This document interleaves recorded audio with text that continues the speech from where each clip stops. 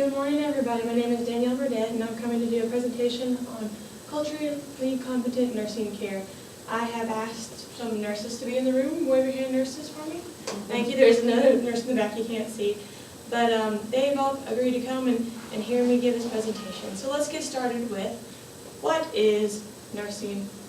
What is a culturally competent care? Do you have any clues? You feel free to jump out. Giving care to those specific cultures that are not normal for us, that are overseas, those type things. That's a pretty good answer, and you're mostly right. The actual definition of culturally competent nursing care, it is a process in which the nurse continuously strives to achieve the ability and availability to effectively work within the cultural context of a client, individual, family, or community. Now, what does that mean? That was a really fancy way of putting that. It means, imagine that you have gone on a trip overseas, you're having a family vacation, and you get sick while you're there. You go to the hospital, and you're thinking, all right, well, this isn't too bad, you know, at least I've got to the hospital, get in there, and you're expecting to have your own room, and there's 4 people in there. Well, you may not know this, but Americans really value their privacy. That is a cultural thing. And if you get there and you can't even understand your nurse, what could that nurse do that would make the situation better for you? Maybe get a translator. Get a translator, maybe put up a privacy curtain in your room to respect your privacy, correct? That is all examples of culturally competent care, and it affects your stay in the hospital in the same way. We as nurses are looking to find these out-of-the-box ideas that will help us take care of our patients in their cultural context. Culturally appropriate care is care that takes into consideration the requirements of the cultural group that is served.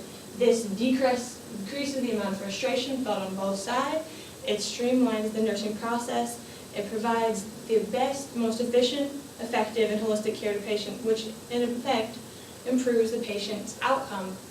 What do I mean by all that?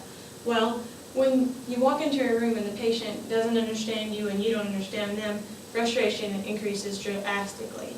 You can decrease that frustration by using, our hospital uses a language line to be able to have a translator on the line. You can put it on speakerphone and talk and understand one another. That decreases frustration tremendously. Also, it streamlines the nursing process. If when you are assessing your patient, you ask them in the beginning, do you have any cultural or religious beliefs that would affect how we take care of you, allowing you to plan ahead for anything that might be different than what you're used to.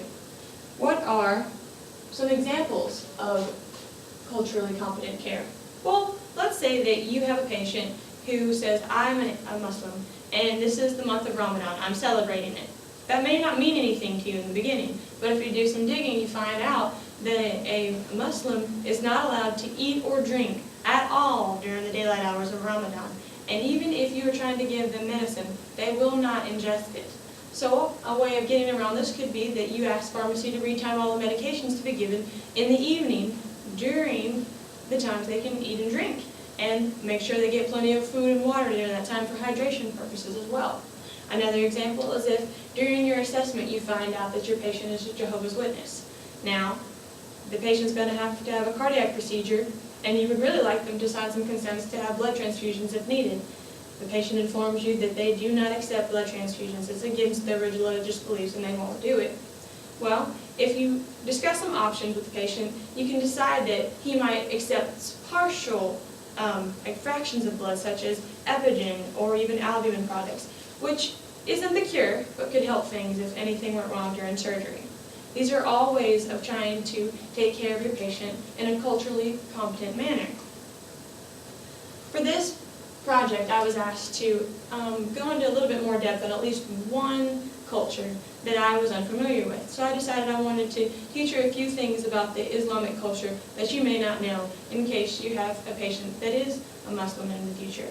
One thing you need to know is that it is very, very important that you consider the religious preferences when you're taking care of them in regards to diet, in regards to sanitation, even in the dying process. Where in dietary regards, they don't eat pork and they do not drink alcohol in any shape, fashion, or form. You need to go ahead and let the dietitian know of these things so that they can handle the matter and make sure that the patient never does receive pork in any of their food.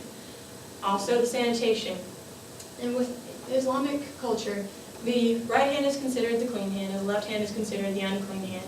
Right hand would be used for greeting people, for eating, and the left hand would be used for sanitary cleaning and things like that. It's also very important for them to wash their hands before every prayer, which is 5 times a day. You need to make water available for them to do these things.